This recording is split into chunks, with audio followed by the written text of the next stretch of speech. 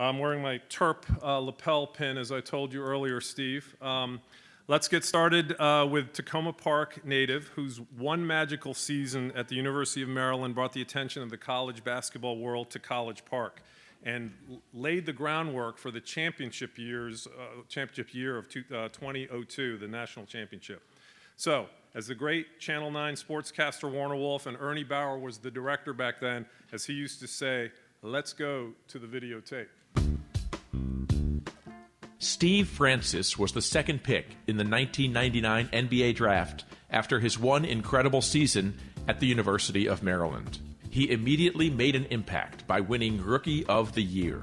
The Tacoma Park native attended San Jacinto and Allegheny Junior College prior to becoming a Terrapin, where he led Maryland to a school record 28 wins and a top 5 ranking.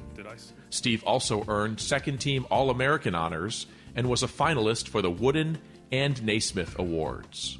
His number 23 jersey hangs in the rafters in College Park as one of Maryland basketball's honored jerseys. Stevie Franchise went on to play 10 seasons in the NBA for Houston, Orlando, and New York, and was a 3-time All-Star. We are proud to welcome Steve Francis to the Montgomery County Sports Hall of Fame. Come on up, Steve.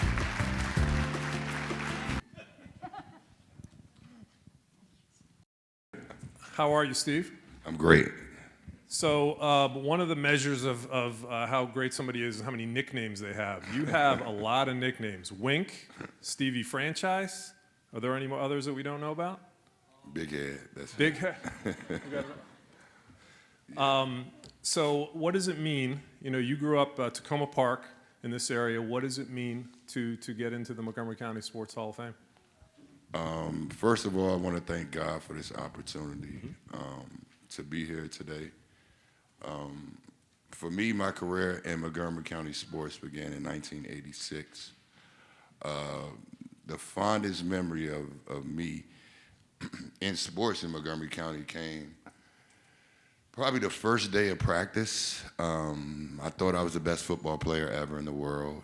I thought I was the best football player, and I show up to practice, my coach, Tony Langley, who's here today, and I had on some boat shoes.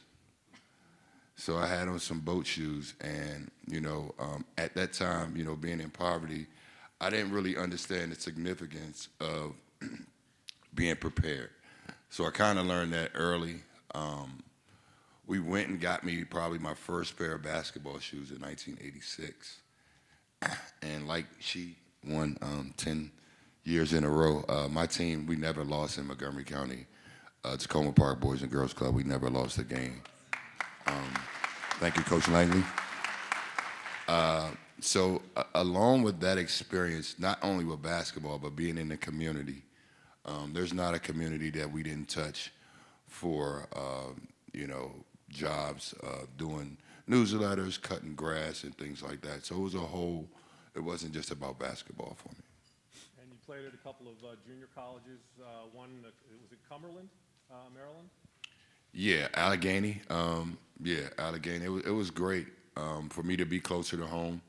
When I left to go to Texas the first time, I think Coach Williams probably knew I wanted to go to Maryland anyway. So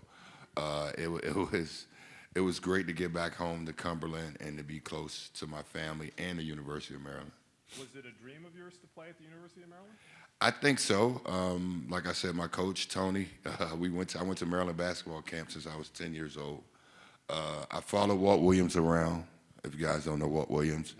I followed Walt Williams around the whole camp. I got, my high socks, from watching him play. So I always wanted to play at Maryland. I won so many championships on that floor before I even went there. So it was always inevitable to go there. Even though it seemed like you played more years there, you only played 1 year, but it was a magical year. Take us back to that 1 year, and that was 1999, right? Like I said, it was, for me, it was not that tough of a decision, knowing that I was going to be able to play at home in front of the home crowd. And it was an NBA lockout year that year. There wasn't a lot of basketball being seen. A lot of the pro players, a lot of the scouts were around the Washington, D.C. area, checking on not only myself, but a lot of talented players who were eligible to be drafted that year. And, to be able to bring all that intensity to Cole Fieldhouse, where the great John Lucas played, Lynn Bias, before me, Walt Williams, as I said, to be in that facility where all those guys played, and also the first national championship in 1955 between Kentucky. So that's a lot of history that was in that building. I was happy to be there. Some people believe, I believe that you set the stage. Your coming to Maryland kind of set the stage for 2-3 years later when Maryland went to the Final Four in 2001 and won the national championship in 2002. Do you feel like you kind of started the Maryland program going in that direction? I think Coach Williams kind of, he knew what he was bringing in. When he brought myself in, he wanted to try to change the atmosphere around. Everybody thought Maryland just a lethargical school. Of course, the sanctions years right before I came, and they were able to get back on television. And, to be able to play for Coach Williams, to be able, like I said, to be able to play in Cole Fieldhouse. Like I said, my AAU team, we've won numerous championships in Cole Fieldhouse. I hit game winners in there. So just to be able to go back in there and play my home games, just feel like I was in Tacoma Park playing. I didn't mention Steve came up from Houston, so we appreciate you making the long trek up from Houston. What do you think your legacy is? What would you like your legacy to be? Legacy is determined to me is about what you give back to not only the game but to your community or helping the person next to you. And it doesn't have to be monetary or financial things. I've learned that throughout my career, just having a conversation with people sometimes take you a long way.